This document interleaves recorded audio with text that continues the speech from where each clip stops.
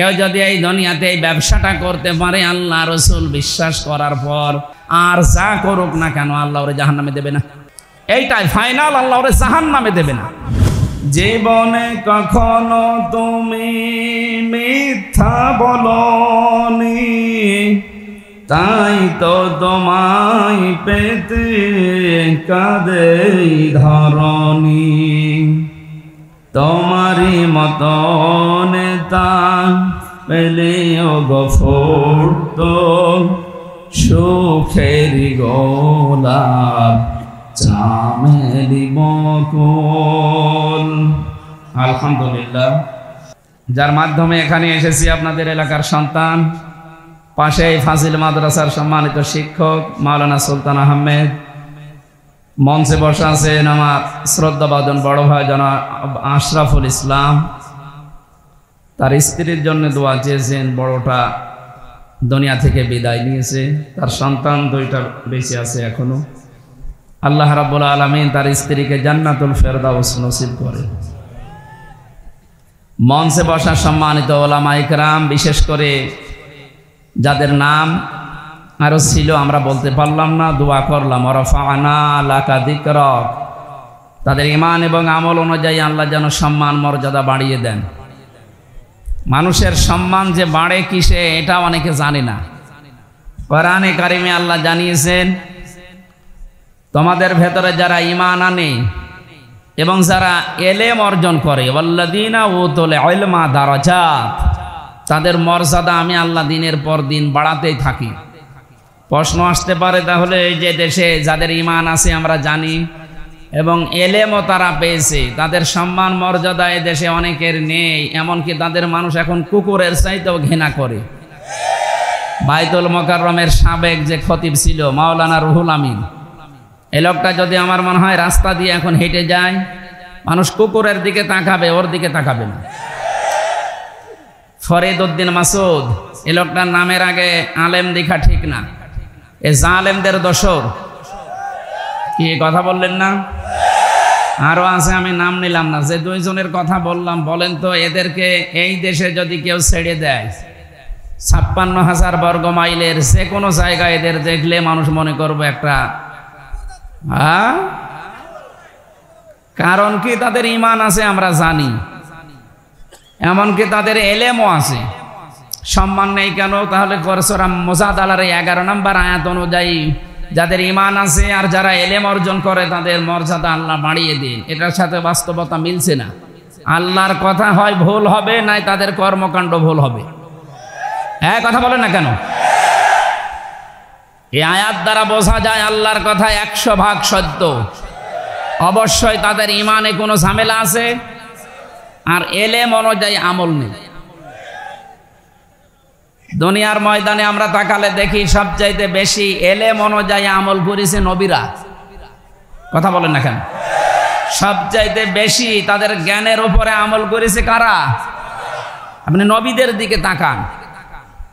আল্লাহ রাব্বুল আলামিন বলেন, ইয়া হাসরাতান আলাল ইবাদ মা ইয়াতিহিম মির রাসূলিন ইল্লা কানু বিহি ইস্তাহজিউন।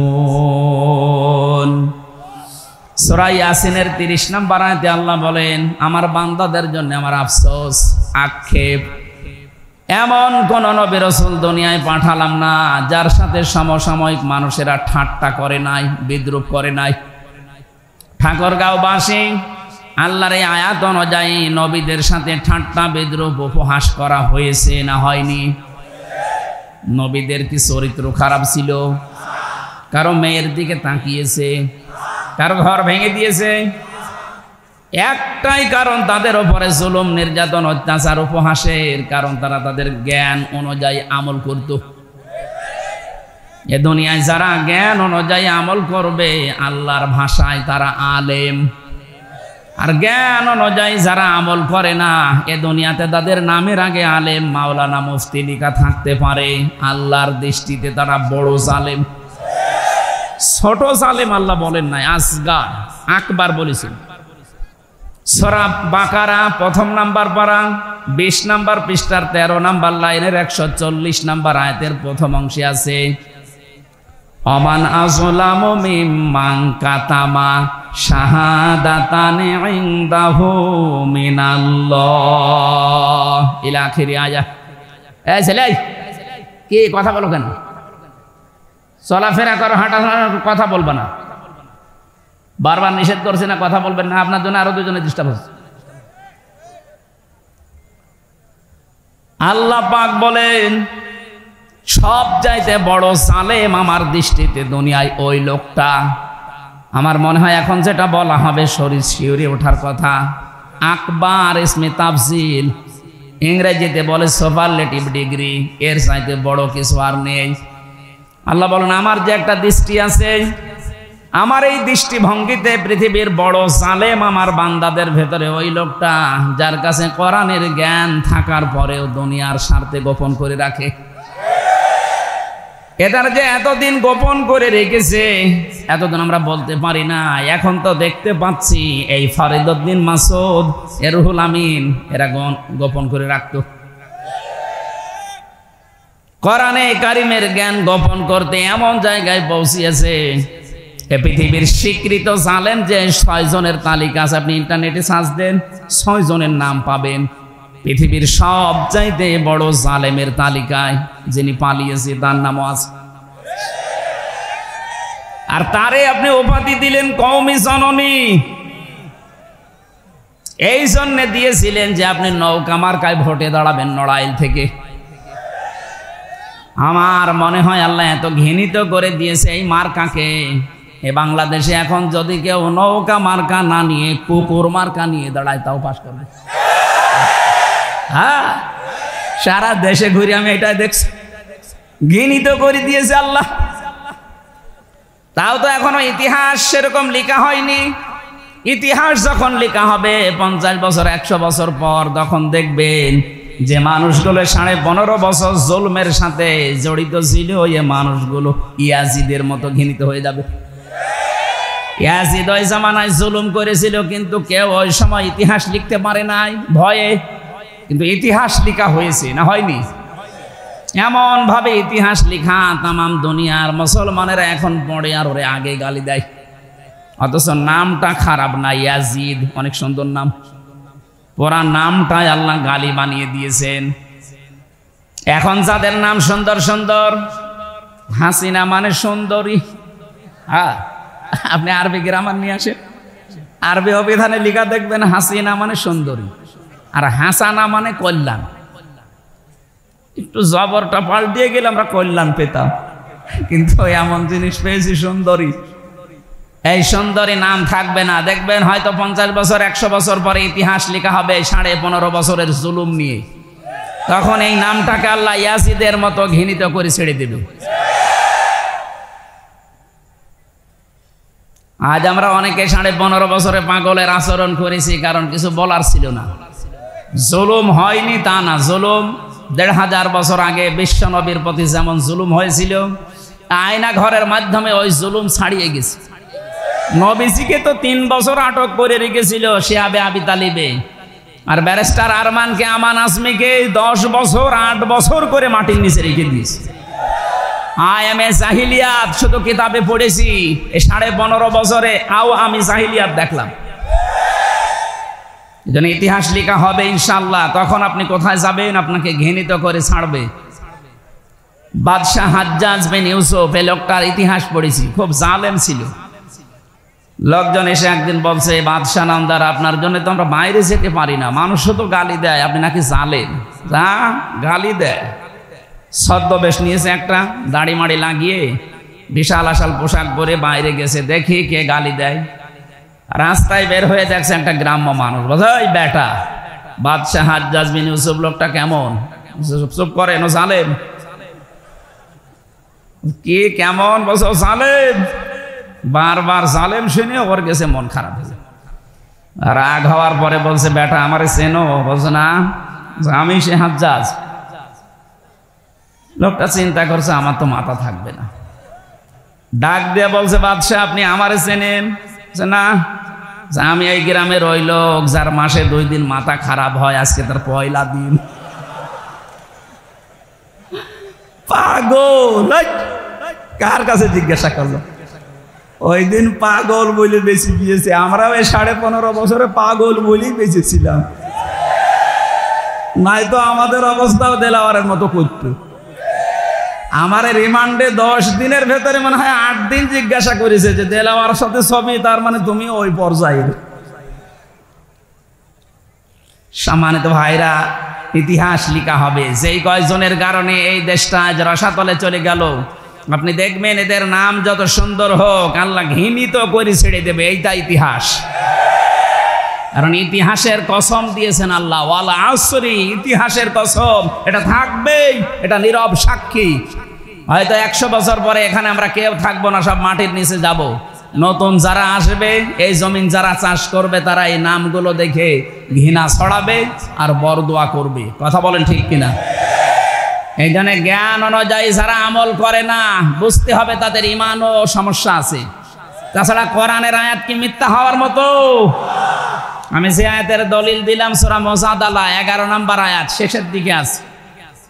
আল্লাহ পাক বলেন যাদের ঈমান আছে আর যারা ইলম পায় তাদের মর্যাদা বাড়ে।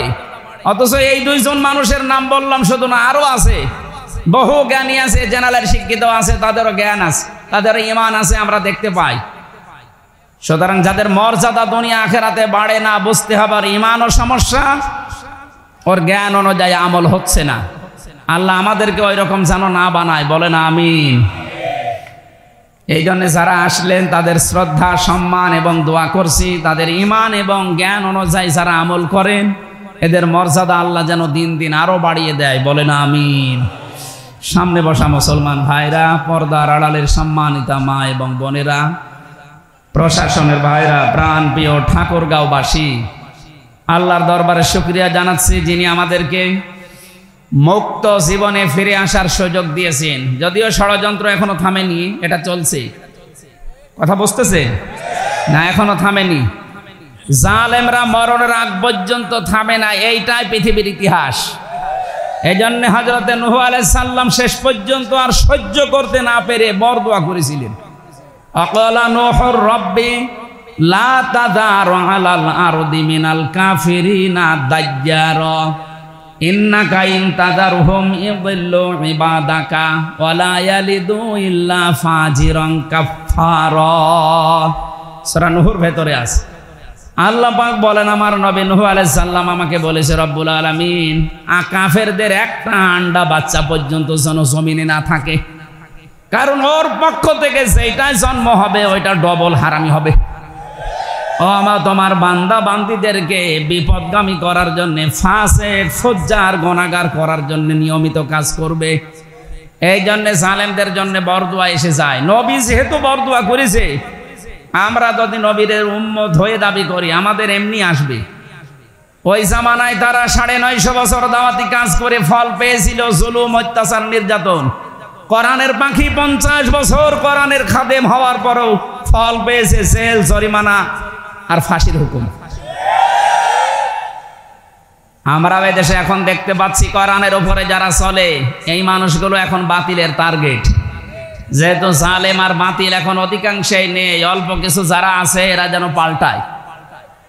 ছাত্র আন্দোলনের 9 দফার ভেতরে একটা দফা ছিল যে আমরা সংস্কার চাই। কথা বলছে না কেন? সংস্কার যখন আরম্ভ হয়েই গেছে, আমরা চাই 1628টা চেয়ারে এই দেশের মেন দায়িত্ব পালন করতো যারা, যিনি পালিয়েছে ওনার চেয়ার সহ, এই উপজেলার চেয়ারম্যান সহ 1628টা চেয়ার আপনি গণনা করেন, পেয়ে যাবেন।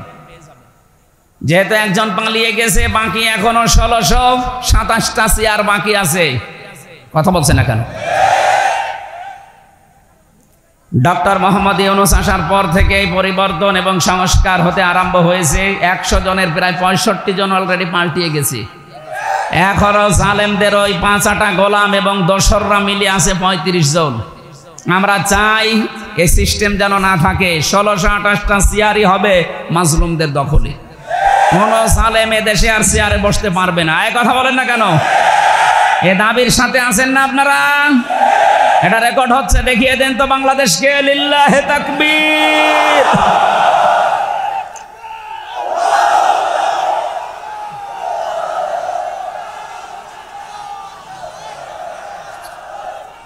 আলহামদুলিল্লাহ ভাই।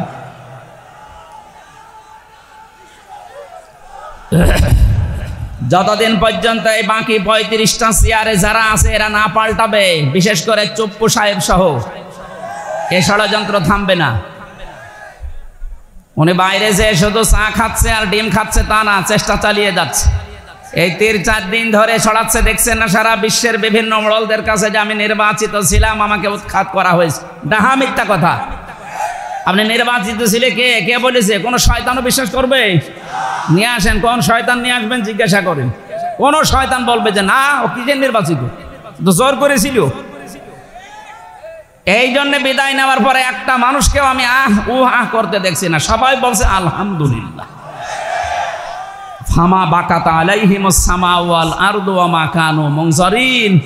সূরা দোকানের ভেতরে 29 নম্বর আয়াত। আল্লাহ বলেন জালেমের পতন যখন হয়, আসমান আর জমিনে কেউ করে না, কান্নাও করে না, সবাই একটা আওয়াজ দেয় যে আলহামদুলিল্লাহ। আন্তর্জাতিক অপরাধ ট্রাইব্যুনাল বানিয়ে, যদিও এটা আন্তর্জাতিক মানের না, তারপরও বানিয়ে প্রসিকিউটর যারা ছিল, একটা লোক মারা গিয়েছিল আমি যখন রিমান্ডে ছিলাম তার কিছুদিন আগে। কি নাম ছিল যেন? হ্যাঁ, না না না, মারা গেল এই যে 20 সালের আগে। এই যে টিপু টিপু, এই লোকটা মারা যাওয়ার পরে বিভিন্ন মানুষ ইন্না নিল্লা না লিখে লিখছিল আলহামদুলিল্লাহ। আমি একটু খালি টিপ দিয়েছি, আমারে বলছে হ্যাঁ আল্লাহর ভালো মানুষ মরে গেল আর আপনি টিপ দিলেন। মানে এইটা যদি ভালো মানুষ হয়, এই বাংলাদেশে খারাপ মানুষ কোনটা? এদেশে ইসলাম এবং আলেমদেরকে ধ্বংস করার পেছনে যার ভূমিকা, সেই লোকটার ভেতরে এই লোকটা একটা। এরে লাঠি বানিয়ে কাজ করিয়েছে জালেমরা। এ বাংলাদেশে এখনো পর্যন্ত বললাম না 35 জন চালাচ্ছে কাজ। এই যে প্রথম আলোর পত্রিকার সাংবাদিক যেটা, এটা ওই ধরনের। এরা জঙ্গি নাটক তৈরি করতে ওদের অফিসে বসে বসে, আর হামসাকে ধরো, দেলাওয়ারকে ধরো, এরকম নাম লিখে দিত নিচেরা। আমি মাটির নিচে যে 10 দিন ছিলাম, আমি দেখেছি ওদের গোপন ষড়যন্ত্রের বিশাল ফাঁদ তৈরি করা আছে। ওরা আমার চোখ বেঁধে নিয়ে যেত, তাতে কি? কিছু মানুষ ওখানেও পেয়েছিলাম, হুজুর আমরা ওয়াজ শুনি। আরে শয়তান, ওয়াজ শুনি। ওয়াজ যদি শরীরে আমার একটু উপকার করেন, একটু চোখটা খুলে দেন, অন্তত আশপাশে কি আছে দেখি। দেখতাম এই দেওয়ালের পাশে লেখা আছে মোবাইল নাম্বার দিয়ে, যে ভাই যদি বাইরে যেতে পারেন আমার এই নাম্বারে জানিয়ে দেবেন যে হ্যাঁ আমি এখনো বেঁচে আছি। কেউ 5 বছর, 7 বছর, 10 বছর, 12 বছর, 14 বছরের মানুষ আমি পেয়েছি। আমার মনে হয় ওই সময় এম ইলিয়াস আলী বেঁচে ছিল, কিন্তু ওনারে আর দুনিয়ার মুখ দেখতে দিল না, ওনারা বিদায় করে দিয়েছে।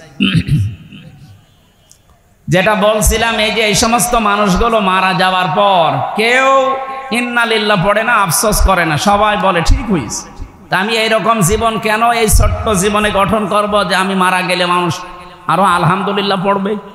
আমি এমন জীবন তৈরি করব কোরআনের পাখির মতো, বিদায় নিতে দেরি, লক্ষ লক্ষ মানুষেরা কান্না করতে দেরি হবে না। শুধু ফাঁসির রায় দিয়েছে এ কথা শুনে 107 জনের উপরে জীবন দিয়েছে এই দেশে। আপনি পালিয়ে যাওয়ার পরে তো একজনও জীবন দিল না। তার মানে বোঝা যাচ্ছে আল্লাহর কাছে মর্যাদার দিক থেকে আপনার চাইতে কোরআনের পাখি অনেক উপরে আছে। রিমান্ডে সবচাইতে বেশি খালি গালি দিত আল্লামা সাইদিকে আর মামুনুল হককে।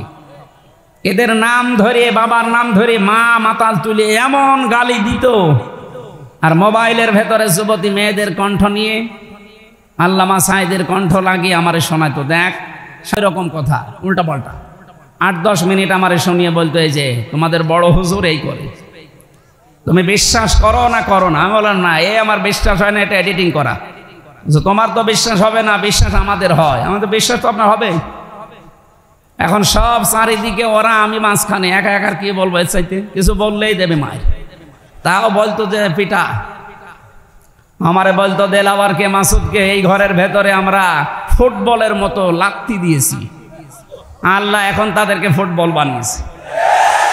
এই কাউন্টার টেররিজমের যে কয়টা দায়িত্বে ছিল, মনিরুল শাহ, আসাদুজ্জামান, আব্দুল মান্নান, শেখ ইমরান, নামগুলো সুন্দর। মনিরুল ইসলাম দেখেছেন না কেমন সুন্দর নাম? এটা টাটকা নির্ভেজাল শয়তান। আমার তো মনে হয় জীবনে আমি শয়তান দেখিনি, যদি দেখতাম তো ওই রকম হতো। ও চেহারা আমি সেভ করে রেখেছি, মাঝে মাঝে শয়তান দেখতে মনে চাইলে ওটা দেখি, আরে শয়তান এই একেবারে চেহারাটা আল্লাহ শয়তানের মতো বানিয়ে দিয়েছে। অথচ সেই জায়গায় ছিল সে যেভাবে যাক, ওখানে থেকে অনেক ভালো ভালো কাজ করতে পারতো, অথচ জঙ্গি নাটক সাজিয়ে এদেশের হাজারো মানুষের জীবন জাহান্নাম বানিয়ে দিয়েছে এই লোকটা। একে যেন ছাড় দেওয়া না হয়। যারা দায়িত্বে আছেন আমরা আর কিছু চাই না, এইরকম যারা বিষ এদেরকে যেন ছাড় দেওয়া না হয়। এদেরকে যদি ছেড়ে দেন, আগামীতে যারা আসবে তারা কিন্তু মনে করবে না এরকম করলে ছাড় পাওয়া যায়, তারা এগুলো করবে। আজ অনেককে দেখছি বলছে এদের মাফ করে দিন। আরে ভাই, মাফ পাওয়ার কিছু পদ্ধতি আছে। আপনি আন্দাজে আস্তাগফিরুল্লাহ পড়লে মাফ হয় না। আমি আপনাদেরকে যেহেতু বাঁচাতে চাই এই জন্য হাদিসটা বলছি, কয়েক মিনিট খুব স্থিরভাবে শুনবেন। এক মহিলা সাহাবী এসেছে রসুলের কাছে, ডাক দিয়ে বলে, হে রাসূল, আমি জিনা করেছি, আমি গর্ভবতী, আপনি আমার বিচার করেন, আমাকে মুক্ত করেন এই পাপ থেকে। ঠাকুরগাঁওবাসী, নবীজি কি ওই মহিলাকে বলতে পারতেন না আস্তাগফিরুল্লাহ পড়ি নাও? পারতেন না? বলেন না কেন? বলেছিলেন না? বলেছিলেন এক কাজ করো, বাড়িতে চলে যাও, এই গোপন কথা কাউকে বলবা না। কিন্তু মহিলা তিনবার এসেছে, তিনবারই নবীজি ফেরত দিলেন, বলে না হুজুর আমাকে মুক্ত করেন, আমি এই গোনা নিয়ে মরতে চাই না। আজ যারা বলে যে আস্তাগফিরুল্লাহ পড়ে দিলে পেছনের অপরাধ মাফ হয়ে যায়, কে বলেছে আপনাকে? ওটা মাফ হয় শুধু হক্কুল্লাহ, আল্লাহরটা, হক্কুল ইবাদ মাফ হয় না। এটা মাফ করার জন্য অপরাধ যার কাছে, স্বীকার করা লাগবে তার কাছে। আমারে 3টা বছর ফাঁসির কন্টেম ছেলে রেখে দিয়েছিলেন, আগে আমার কাছে মাপ চাবেন। এ লোকটারে 4 বছর রেখে দিয়েছিলেন, পৃথিবীর ইতিহাস পাল্টিয়ে দিয়েছেন, 54 দিন রিমান্ডে নিয়েছেন। আগে ওনার কাছে এসে মাপ চাবে, উনি যদি বলে ঠিক আছে তারপরে মাফ হবে। আর একটা পদ্ধতি আছে, এই বললাম যে গুরুত্বপূর্ণ কিছু সময় একটু কথা বন্ধ করেন। ঠাকুরগাঁওবাসী সাহাবী ডাক দিয়ে বলে, হে রাসূল, আপনি তাড়াতাড়ি আমার বিচার করে আমাকে মুক্ত করে দেন। নবীজি বললেন, ঠিক আছে যাও, এই বাচ্চাটা যখন খালাস হবে, ডেলিভারি হবে, তখন আসবা। ঠিক এসেছে। বিশ্বনবী আবার বললেন, না এখনই বিচার করা যাবে না, এই বাচ্চাটার 2 বছর দুধ খাওয়ার অধিকার আছে। 2 বছর পরে যখন শক্ত খাবার খাওয়া শিখবে তখন নিয়ে আসবে, যাও, এর ভেতরে তোমার কোনো বিচার নেই। মেয়েটা 2 বছর পরে বাচ্চাটা নিয়ে এসেছে, রাসূল তাড়াতাড়ি বিচার করেন। বিশ্বনবী বললেন, ঠিক আছে, এই বাচ্চাটাকে এক সাহাবীর আন্ডারে দিয়ে দাও। মহিলা যারা ছিল তাদেরকে বললেন, এই মেয়েটাকে মাটির ভেতরে গেড়ে ফেলো, উপর থেকে পাথর চালাও। উপর থেকে চারিদিক থেকে যখন পাথর জ্বলছিল, হযরতে খালিদ ইবনে ওলীদ বলেন, এত জোরে একটা পাথর নিক্ষেপ করলাম, এটা ফিনকে দিয়ে রক্ত আমার শরীরেই পড়েছে। ভৎসনা দিলাম, এই মহিলাকে বরদোয়া দিলাম। নবীজির কানে যাবার পরে বিশ্বনবী বললেন, খালিদ থামো, এই মেয়েটার তাওবা, অনুশোচনা এবং এই বিচারটা আল্লাহ এত বেশি পছন্দ করেছে, দুনিয়ায় যদি কোনো জালেম এইভাবে তাওবা করে আল্লাহ তারেও মাফ করে দেবেন। কি বুঝলেন এই হাদিস থেকে? আমি জানি আপনি জন্মের পর থেকে হাদিস শুনছেন, কিন্তু এর মূল শিক্ষা হচ্ছে, নবীজি যদি বলতেন, ঠিক আছে তুমি তো আরবি ভাষার লোক, মাতৃভাষা তোমার আরবি, তুমি আস্তাগফিরুল্লাহ পড়ে নাও, একবার মাফ হয়ে যাবে, বলেননি। তার উপরে বিচার করার পর এরপরে জবাব দিয়েছেন সাহাবীকে যে এর তাওবাটা কবুল হয়েছে। সুতরাং 15.5 বছরে যারা আয়না ঘরের সাথে জড়িত ছিলেন, যারা গুমের সাথে, খুনের সাথে, মিথ্যা মামলা দেওয়ার সাথে যারা জড়িত ছিলেন, যারা চাঁদাবাজির সাথে জড়িত ছিলেন, না হয়নি, যারা মানুষকে বিপদে ফেলার সাথে জড়িত ছিলেন, 15.5 বছর যারা অনেককে ঘরে ঘুমাতে দেননি, অপরাধের সাথে যারা অপরাধী, তারা শুধু আস্তাগফিরুল্লাহ পড়লে এখন আর হবে না, তাদের এই গুনাহ মাফ করার জন্য ওই শাস্তি তাদের নেওয়া লাগবে। ব্যারিস্টার আরমানকে আপনি 8 বছর মাটির নিচে রাখলেন আয়না ঘরে, আপনাকেও 8 বছর রাখা হবে। আমান আসমির জন্য 10 বছর রাখা হবে, আর হামজার জন্য 10 দিন। 8 বছর 10 বছর কত হয়? আর 10 দিন, 18 বছর 10 দিন আগে থাকবেন, এরপরে আপনি এই দেশে আসবেন চট করে। আপনি যে চট করে আসবেন, আপনি তো শোধ হবে তারপরে তো। তা আমরা তো চাই আপনাকে বাঁচাতে। এতদিন যে দালালগুলো ছিল সেটা আস্তাগফিরুল্লাহ পড়িয়েছে। আমরা ওই আস্তাগফিরুল্লাহ পড়ে আপনার এই বেকার সময় নষ্ট করাতে চাই না। দুনিয়ায় আপনার বিচার হবে, আপনি কিয়ামতে যেন পার পেয়ে যান। আর আমি জানি এই 18 বছর 10 দিন আপনি আর বাঁচবেনও না, পটল তুলবেন। কথা বলে না কেন? যে বয়স আর 18 বছর পাওয়ার সম্ভাবনা আছে, যদিও টার্গেট দিয়েছিল 41 সাল, এটা আন্দাজে, আল্লাহ পুরাটা বন্ধ করে দিয়েছে। আমি যেটা শিক্ষা দেওয়ার জন্য পর্যন্ত এসেছিলাম, মনে আছে আপনাদের? আল্লাহ রাব্বুল আলামিন কোরআনে কারিমের তাফসীর মাহফিলে যাদেরকে নিয়ে এসেছেন, জবান ছেড়ে যে নিয়ামতটা পেলাম, এই যে মুক্তভাবে কথা বলার, খালাকাল ইনসান আল্লামাহুল বায়ান। আল্লাহ বলেন মানুষ আমি বানিয়েছি, আর কথা বলা আমি শিখিয়েছি। এই আল্লামাহুল বায়ানের ভেতরে তাফসীরে আছে, এখানে 17টা স্তর আছে, 27টা স্তরে ধাক্কা লাগে, এরপর একটা কথা তৈরি হয়। আপনি টের পাচ্ছেন একটা কথা বলতে আল্লাহ কত সাহায্য করছে ফেরেশতাদেরকে দিয়ে আপনাকে। আর হাদিসের ভাষায় পড়েছি এই 27টা স্তরে এক একজন ফেরেশতা বসে আছে, একজন আরেকজনের কাছে, একজন আরেকজনের কাছে, এভাবে দিতে দিতে 27 নম্বরে আইসে আমাদের এই মুখের গর্ত দিয়ে কথা বের হয়। সুতরাং এই যোগ্যতা আল্লাহ যাদেরকে দিয়েছেন কথা বলতে পারেন, জবান খুলে বলেন আলহামদুলিল্লাহ। দরুদ আর সালাম পাঠের মাধ্যমে আজকের তেলাওয়াতকৃত আয়াত আরম্ভ করছি। সূরা আরাফ 11 নম্বর আয়াত থেকে শুরু। এই রুকু থেকে আমরা শুরু করব যতদূর যাওয়া যায়। এত থাকবেন তো আপনারা? জবান খুলে কোরআনের আয়াত আগে পড়েন। তাফসীর মাহফিল লিখে দিয়েছেন, আমরা তাফসীর আকারে কথা বলবো। আউযু বিল্লাহি মিনাশ শাইতানির রাজীম। বিসমিল্লাহির রহমানির রহিম। ওয়ালাকাদ খালাকনাকুম সুম্মা সাওয়ারনাকুম সুম্মা কুলনা লিল মালাইকাতি ইসজুদু লিআদম ইলা আখিরি আয়াত। কোন সূরা বললাম মনে নেই? আমি আজকে দিনের বেলায় ঠাকুরগাঁও মনে হয় কোন জায়গায় ছিলাম, ঝাপড়তলি, ওখানে সূরা আরাফের 157 নম্বর আয়াতটা পড়েছিলাম, কিন্তু বিস্তারিত বলতে পারি না সময় না থাকার কারণে, আর শরীরও কভার করছিল না। দিনের বেলা শরীর ঘেমে যায়, মনে করলাম রাতের বেলা আরম্ভ করব। আমরা সূরা আরাফ থেকেই পড়েছি, তবে আজকের আলোচনাটা নতুন আঙ্গিকে আমরা কোরআনে কারিম থেকে সাজিয়েছি, ওইভাবে বলার চেষ্টা চালাচ্ছি। আল্লাহ যেন তৌফিক দেন, আমিন। আরফ, আরব শব্দের শাব্দিক অর্থ পরিচিত। আরব মানে কি? বাংলাদেশে বহু মানুষ এই এলাকায় আছে কিনা জানি না, এরা এই যে মারেফতের কথা বলে না?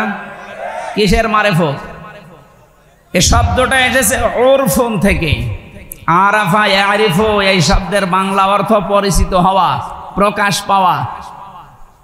আল্লাহ পাক বলেন আলহামদুলিল্লাহিল্লাযী আনসালা আলা আবদিহিল কিতাবা ওয়া লাম ইয়াজআল লাহু ইওয়াজা। সব প্রশংসা আল্লাহর জন্য, যিনি তার বান্দার প্রতি কিতাব দিয়েছেন, এমন কিতাব দিলেন যে কিতাবে কোনো মারেফতের কথা নেই।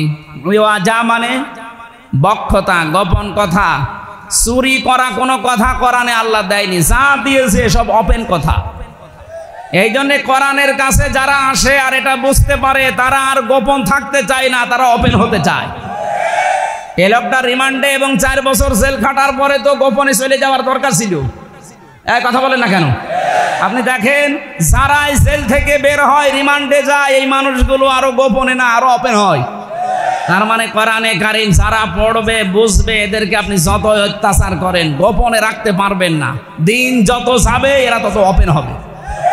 আরে 15.5 বছরের দৃশ্য আমরা উল্টা দেখেছি। কত বড় বড় আলেম বলতো হুজুর গোপনে আসি, এটা শয়তান। গোপনে আসি মানে হযরত ওমর যেদিন মুসলমান হয় ওই দিনই বলেছিলেন, হে রাসূল আপনি অনুমতি দেন আমি একটা মিছিল করব প্রকাশ্যে। তিনি মুসলমান হওয়ার পরে ওপেন হয়। আর দেশে হাজারো মুসলমান বলে গোপনে আসি, দিনকাল ভালো না। দিনকাল ওই সময় ভালো ছিল? ওই সময় আরো খারাপ ছিল। অত খারাপ দিনকালে যদি তারা গোপন না থেকে ওপেন হতে চায়, এখন আমাদের গোপন হওয়া না ওপেন হওয়া? এমন কোরআন থেকে কথা শুনছি যেখানে গোপন কথা। সুতরাং ফকির ফাকরা বিভিন্ন জটালা লোক যে দরবারে বসে বসে কবরস্থানে বসে বলে মারেফতের কথা, ওর মারেফত মানে শুধু মায়ের দেওয়া লাগবে, তাছাড়া কোনো বুদ্ধি নেই। আমার কুষ্টিয়া জেলায় জন্ম নিয়ে আমার ঝামেলা।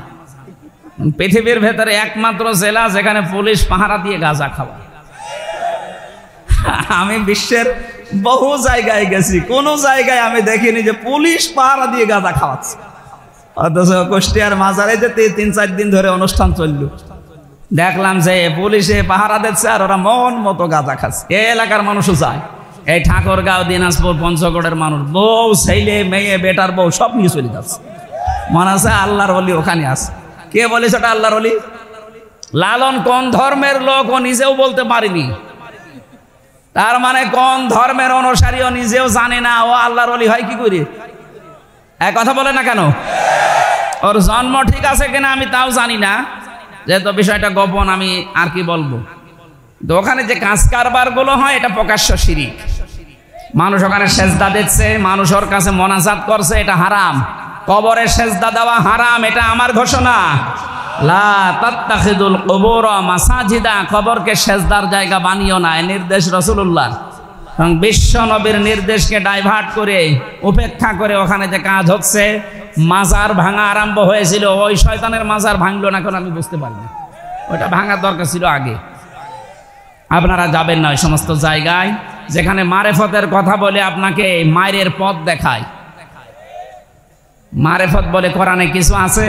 কিচ্ছু নেই, সব আছে ওপেন। মারেফত কোনটা? এই যে সালাত, এটা শরীয়ত। আর সালাত যে আদায় করে এটা মারেফত। আমি কথা বোঝাতে পারি। সালাত সিয়াম এটা হচ্ছে শরীয়ত। আর এইটা কিভাবে আদায় করবেন ওর পদ্ধতিগুলো যিনি আদায় করার নাম, পরিচিত হওয়ার নাম মারেফত। সুতরাং এই সূরা আরাফের ভেতরে 157টা বিষয় আলোচনা করা আছে। আমরা একটা বিষয় আজকে নিচ্ছি। আল্লাহ রাব্বুল আলামিন বলেন, কিয়ামতের ময়দানে একটা প্রাচীর আমি বানাবো যে নাম হচ্ছে আরাফ।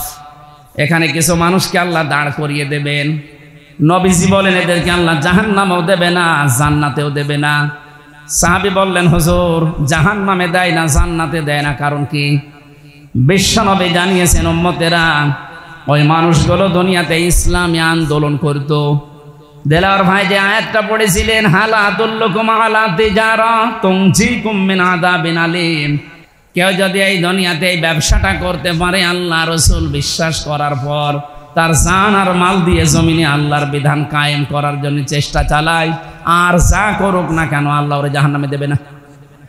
এইটাই ফাইনাল, আল্লাহ ওরে জাহান্নামে দেবে না।